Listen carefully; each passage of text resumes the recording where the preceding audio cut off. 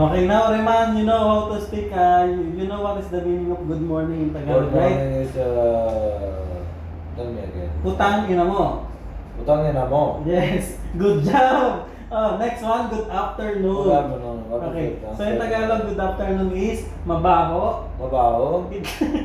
Itlog. Itlog. Dahil na. Mabaho itlog. Mabaho. Mabaho itlog.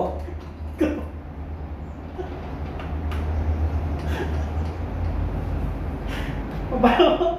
Mabaho itlog. Game. Teman. Mabaho itlog. Oh, serious, serious. Mabaho. Mabaho.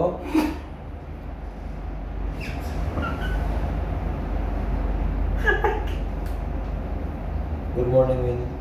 Good morning. Good morning. Putang ina mo. Utang ina mo.